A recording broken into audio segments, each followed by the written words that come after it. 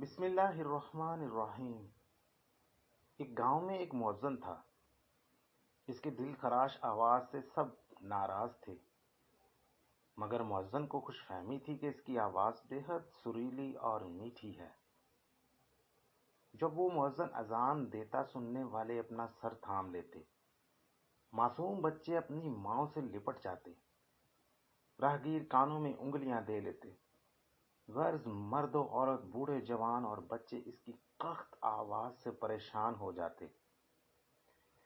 اہل محلہ نے بارہا اسے نرمی سے سمجھایا کہ تیری آواز اس قابل نہیں کہ تو اذان دے۔ ایسی بھیانک آواز سے اذان دینا شریعت میں منع کیا گیا ہے۔ محلے والوں کی جان اس سے آزاد میں تھی، سننے والوں کی نیند حرام ہو جاتی تھی، سروں میں درد ہونے لگتا۔ آخر تنگ آ کر سب نے صلاح و مشورہ کیا کہ کس طرح سے اسے مسجد سے فارغ کیا جائے۔ سب نے دل کھول کر مؤذن صاحب کی مالی خدمت کی اور عرض کرنے لگے، ہم آپ کی خوبصورت آواز سے بہت دیر مستفید ہو لیے، آپ نے بہت خدمت کی، اب کچھ عرصہ آرام کیجیے۔ اتفاق سے ایک قافلہ مکہ معظمہ جا رہا تھا۔ مؤذن صاحب حج کی سعادت حاصل کرنے کے لیے اس قافلے میں شامل ہو گئے۔ سفر کی پہلی منزل میں قافلہ ایک ایسی بستی کے قریب جا کر رکا جس میں زیادہ آبادی کافروں کی تھی۔ عشاء کی نماز کا وقت ہوا تو اس مؤذن نے اللہ کا نام لے کر اذان دینی شروع کر دی۔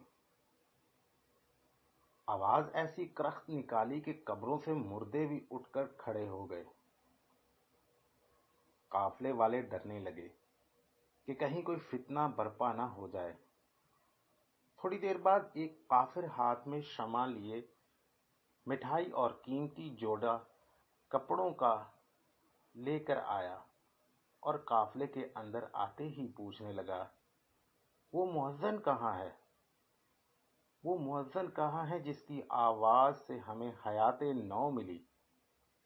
قافلے والوں کو اس کی یہ بات سن کر حیرت ہوئی۔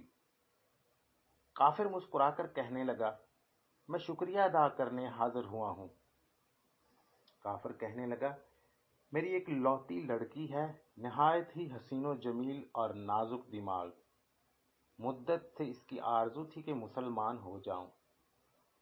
ہم اسے برابر سمجھاتے رہے کہ یہ خیال چھوڑ دے، اپنے باپ دادا کا مذہب نہ چھوڑ، مگر اسے کوئی نصیحت کارگر نہ ہوتی۔ اسلام کی محبت اس کے دل میں جاگزیر ہو چکی تھی۔ اس سبب سے میں پریشان رہتا تھا اور خوف زدہ رہتا تھا، مگر آج اس مؤذن کی آواز نے وہ کام کر دکھایا جو ہزار نصیحتیں بھی نہ کر سکیں۔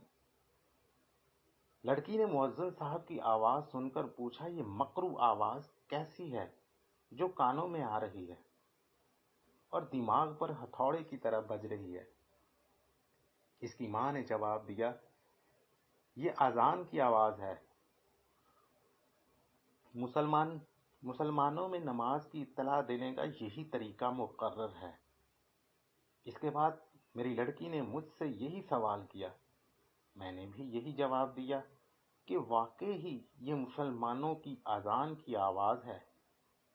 اسے یقین آتے ہی خوف سے اس کا رنگ زرد پڑ گیا اور ہمارا دل سرد ہو گیا۔ اس نے اسی وقت طے کر لیا کہ وہ اسلام قبول نہیں کرے گی۔ ہم تشویش و عذاب سے چھوٹ گئے، ہمیں واقعی اس کی آواز سے راحت پہنچی۔ اب میں اس مؤذن کا احسان مند ہوں اور شکریہ کے طور پر یہ نذرانہ اس کے لیے لایا ہوں۔ کافر مؤذن سے بغل گیر ہو کر دعائیں دینے لگا اور کہنے لگا، جناب آپ میرے محسن ہیں، آپ نے آج وہ احسان مجھ پر کیا کہ ساری زندگی آپ کا غلام بن کر رہوں۔ اگر میرے قبضے میں کسی ملک کی بادشاہت ہوتی تو آپ کو اشرفیوں میں تول دیتا۔ درس حیات، آواز حق بلند کرنا یعنی تبلیغ دین کے لیے بھی مناسب لوگوں کا انتخاب ہونا چاہیے۔